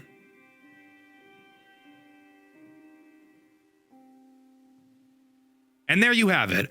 As far as I'm aware, that is everything that Five Nights at Maggie's has to offer. A game series that started off on a sour note for me and ended up becoming one of the most interesting and engaging stories I've ever experienced. I'd highly recommend you give the third game a try, as it is actually a very enjoyable game. The jump in quality between these games is astonishing, and it's so clear that the developer poured everything they had into it, and that's something I can totally appreciate. But let me know what you think. Do you agree with me, or do you think that this series was actually complete perfection the entire way through? Let me know in the comments below. In my SCP Endurance video, I asked you guys who your favorite SCP was and why. My favorite comment was this one by Maincrack. They said SCP-001, and I agree. Honestly, one of the coolest SCPs ever designed, and of course, an absolute classic. Roblox horror games, something that is pretty atypical for this channel. In fact, I've only talked about Roblox horror games twice on this channel before. One video being about Rainbow Friends and the other about Pressure. However, recently I've been getting suggested a couple Roblox FNAF games to play. I always knew there were FNAF games on Roblox. In fact, there's a couple of Roblox games that place really high on the official max mode list. Of course, I did always intend on getting around to playing these games, and if you follow Dxtr Black, you'll see that I have played a couple, and the game that we're covering here today is one of those games. A reimagining of one of the most hated official Five Nights at Freddy's games of all time, fixing all of its problems and introducing several new mechanics that make the game feel fresh, while also looking so graphically impressive, you'd be surprised to hear it was even made in Roblox at all. So join me today as we dive into the world of Five Nights at Freddy's 2 Reimagined. In terms of the game's overall story, not a whole lot has changed. At least, that is up until the end. We'll obviously talk about that later, so if you were hoping for a massive lore dump, hate to break it to you, it's pretty much just the official lore with a few changes. However, it's still told very well. Night 1 starts the way most do. You get a phone call from the phone guy, Ryan. Ryan gives us the basic rundown of what's going on, what we're doing, and how to do it. So I suppose that means it's also my turn to do the same for you. Except I'll throw in a couple dick jokes along the way, and then after the video is over, you could read the comments to find the few comedy police who say something along the lines of, I was really liking this video, but the amount of inappropriate jokes really just took me out of it. I'm glad it took you out of it. Us normal people who aren't afraid to laugh at stupid jokes are going to continue to have fun. Keep seething. To start, there are many things that have stayed the same. Of course, the office layout is pretty much identical, 2 vents to the right and left of you, and a big open hallway in front. The camera setup has been left exactly the same as well, so at least we don't have to relearn the basics. What is different about the office, however, is the breaker box, which can be found behind you. Opening it, we can find breakers to several of the cameras around the map, and I'll explain why this is important a bit later. One thing I do want to point out right now, though, is why we whip around at breakneck speed. Seriously, look at how violent this animation is. Calm down, buddy. You're gonna give yourself whiplash. Dude, why the fuck does dude move so much? He turns around, he fucking whips. Look at him. Fuck, it ain't that deep, bro. Anyways, the next thing I want to talk about is your flashlight, as that has also been changed slightly. To start, you'll notice there is no longer a battery life to your flashlight. So you may be wondering how Balloon Boy is supposed to work without his integral mechanic. Well, hold your dick, little spastic. You're getting way too far ahead of yourself. Let's slow it down and take this little by little. Your flashlight is now used to flash not only the hallway, but the 2 vents as well, as now the vents don't have their own dedicated button. Before we continue on, there's also one little thing I do want to point out about your office I thought was funny. If you take a look at the clock on your desk, you'll see a coffee mug is blocking the second set of digits, probably so that the developers didn't have to actually program the clock ticking second by second. This literally plays no role in importance in the entirety of the game. I just think it's fun to see the way devs are able to cut corners sometimes. Anyways, moving on to the first threat this night introduces, those being Toy Chica and Toy Bonnie. Oh shit, damn, oh damn, mama. Sorry. Boing. They work the exact same way they do in the original with some minor tweaks. For one, if you weren't aware, let me give you a quick fun fact about Five Nights at Freddy's 2. If you dig through the game files, you'll be able to find an unused asset for Toy Chica. It's never seen throughout the game and was originally intended to be used to allow her to glide across your office like Toy Bonnie does. It's even completely coded in, but it's never called in the actual game. Well, Reimagined brings this back, and in a big way.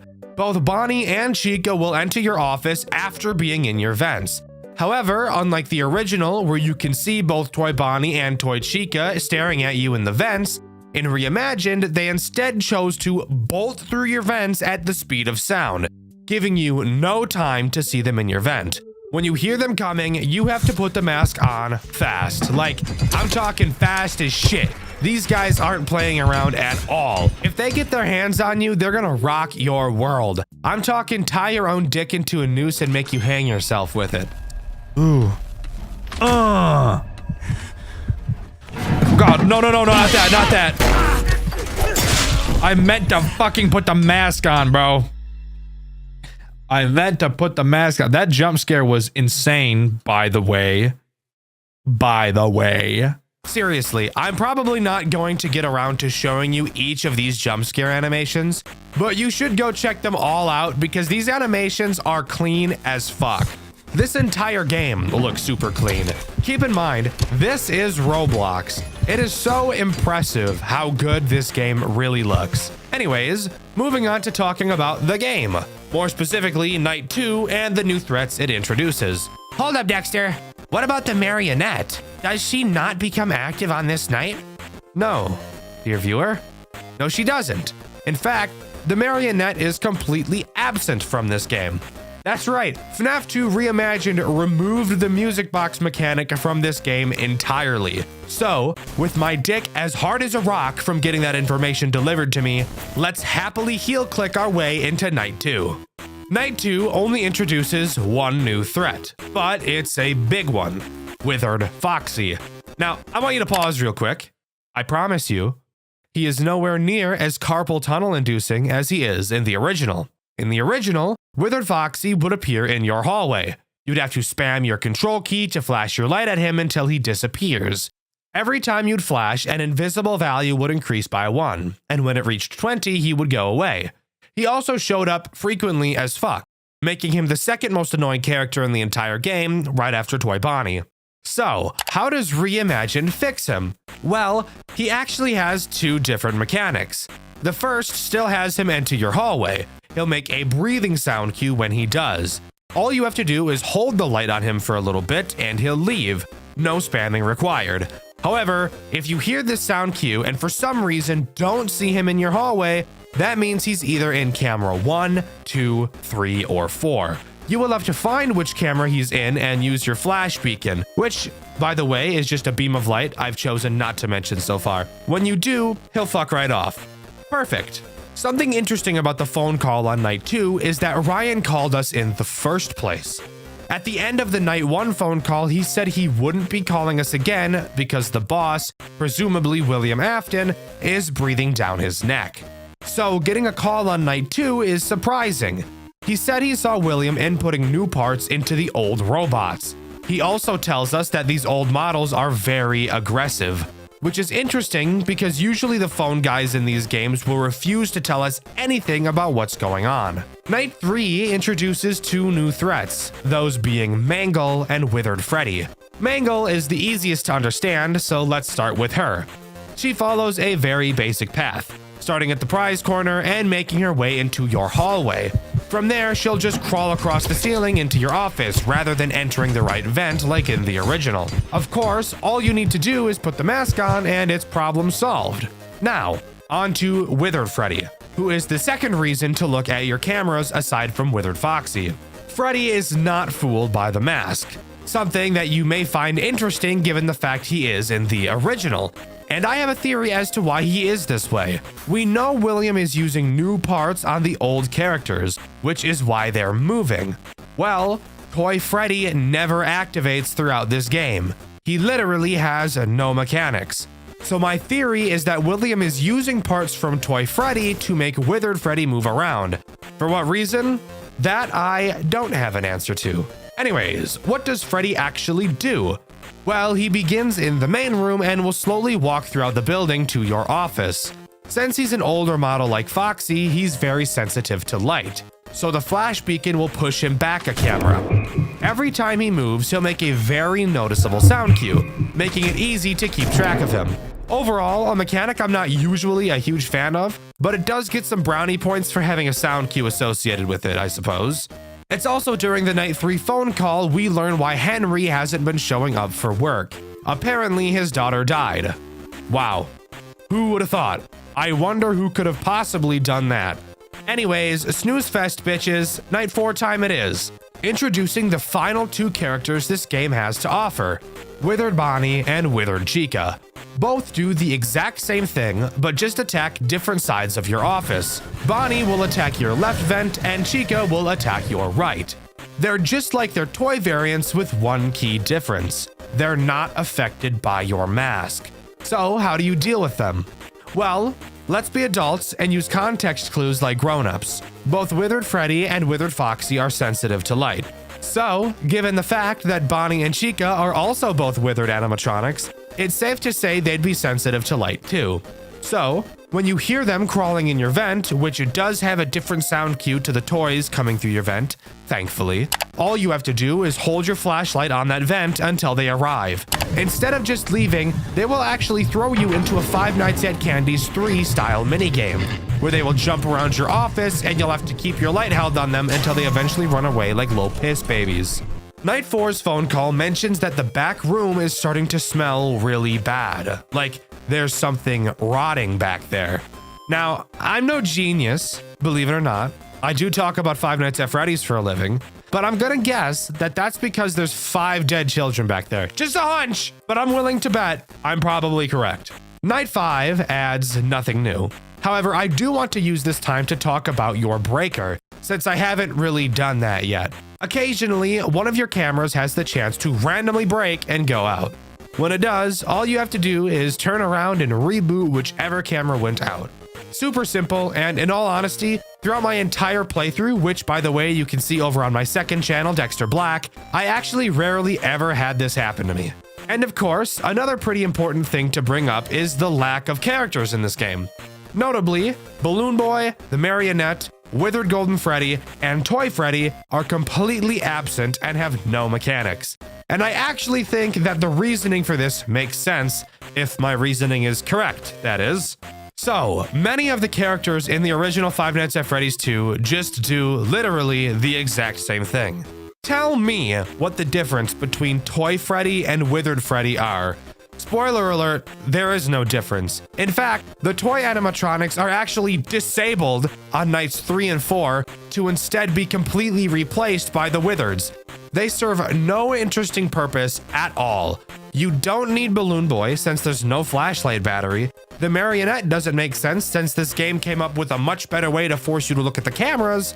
And Withered Golden Freddy isn't present for a lore reason, which we'll be talking about in a bit. And by a bit, I mean right now. After completing night 5, we get this cutscene.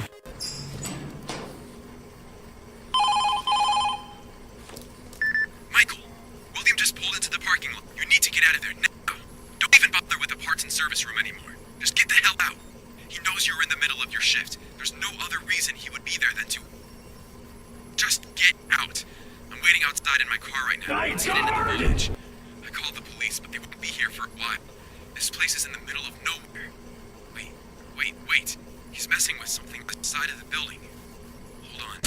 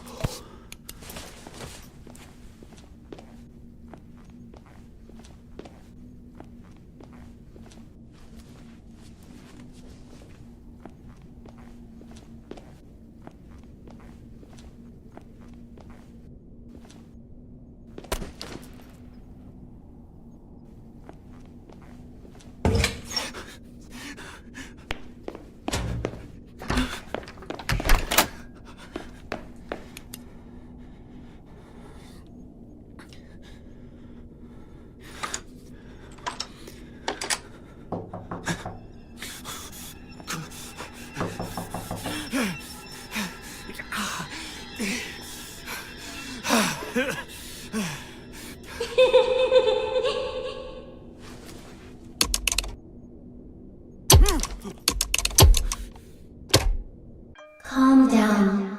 I'm not going to hurt you. He's afraid of me. He won't follow you in here even if he could. How in the world are you talking to me? What do you mean? I'm right here, aren't I? You're not human. How could you talk to me? I'm not human? Look at my hands right here. I'm talking to you right now. But, never mind.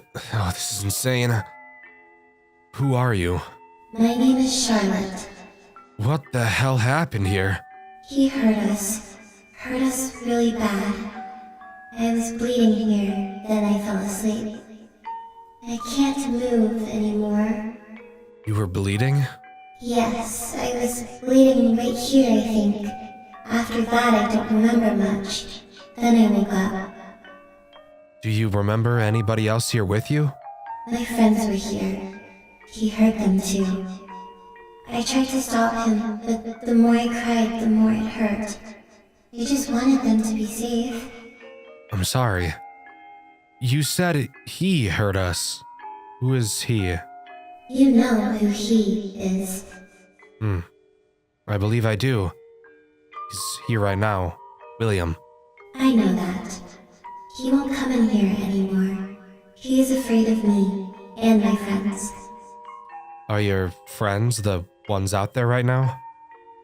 Yes, but they're confused and angry. They're looking for the one who did this to them. Why are they so aggressive to me? I would never. William was masked when he hurt us. They don't know who to blame. It doesn't help that you're wearing that uniform. Why don't you just tell them? It's not that easy. I can't talk to them the same way I can talk to you. They won't listen to me. I think they're still in shock. How do you know the truth? My father knew William. They were business partners. I never thought he would hurt us. I trusted him. Do you really believe you're still human?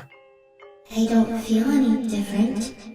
I can still see my hands and they look like my own. I just feel a little cramped. If I think about it too much, I'll go mad. Where did William hide you and your friends after he hurt you? I don't know. As I said, I fell asleep after he hit me.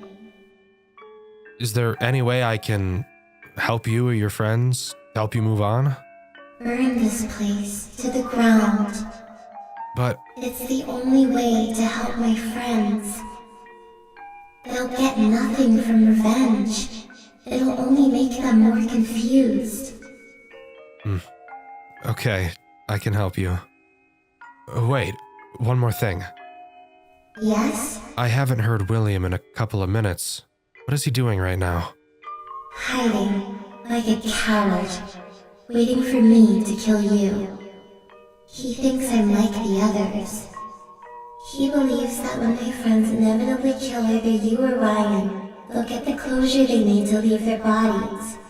It's a pipe dream, but his last resort. He's been trying to get us out for days now without destroying the characters. Your father. You said he and William were business partners. His name is Henry, right? Yes, his name is Henry. Please tell me he's alright. I don't know. He's been looking for you. He filed a missing persons report to the police and he hasn't come into work for a week.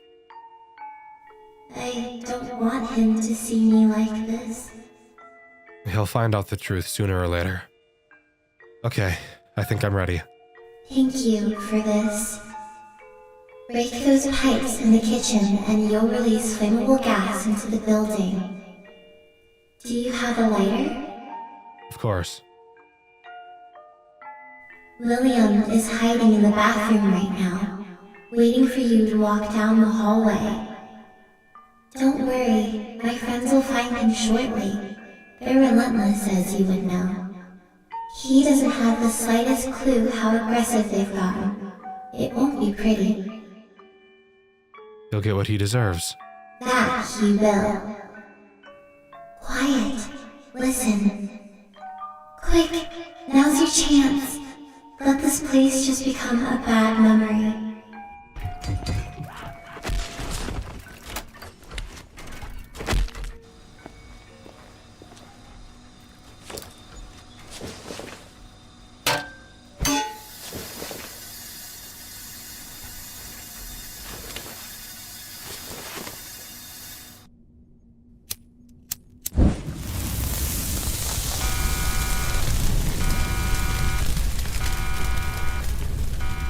So, we set William ablaze in typical FNAF fashion, and FNAF 2 Reimagined comes to a close. Kind of. When this game first came out, that is where the main story ended. However, months after, a DLC was released that introduced a sixth night. And that night is something so unique, I've only seen something like it once before. Michael, you have a calling. Your efforts to save them, how selfless, have failed. They're still here with me. Charlotte, Oliver, Lucas, Ethan, and Zoe. I still remember their screams like it was yesterday. And they'll die again, and again, and again.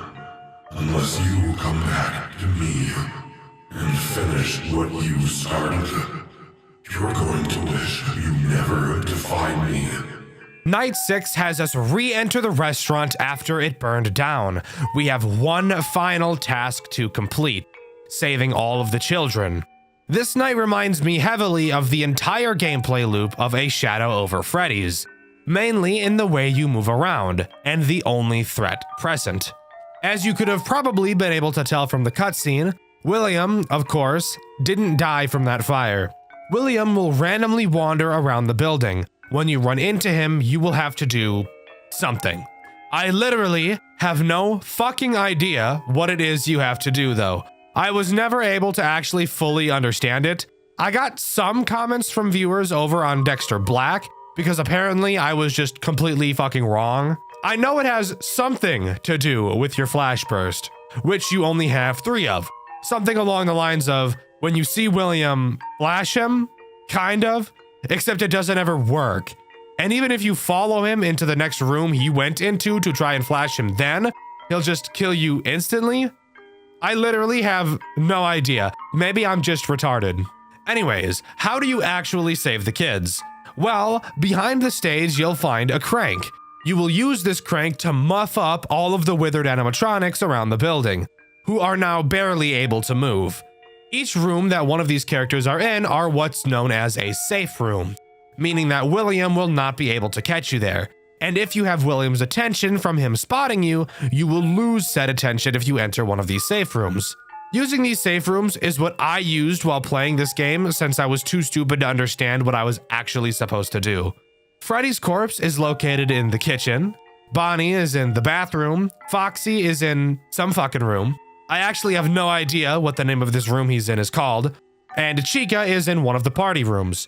The big opening to the hallway is blocked off, so you'll have to do a pretty big loop around the building in order to get them all. When you go to use the crank on each of the animatronics, a long animation plays, and it's during these animations you can really see how scared these characters appear to be, really hitting home the fact that even though these characters are scary, they are still possessed by children, and you can really see the fear from them during these cutscenes, especially in Foxy's cutscene, which I feel shows how scared they are the most.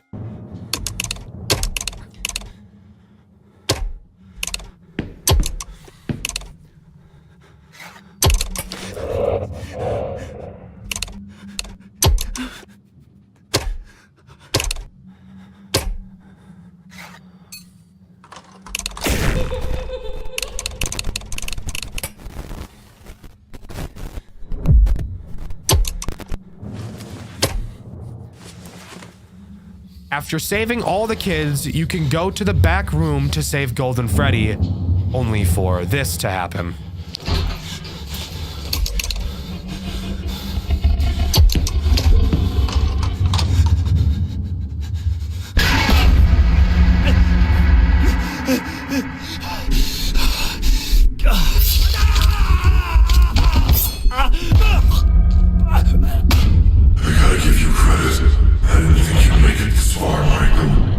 Rotten hell. I won't be going to hell. I'm going to watch the light leave your eyes, just as I did with them. But why? What did they ever do to you? They're children. She's awake. Are you a don't forget, Michael? You never give up. That's what I liked about you. Go ahead. That's what you want so bad, right? I want you dead. That's what I want. Oh, Michael. You never were a good listener.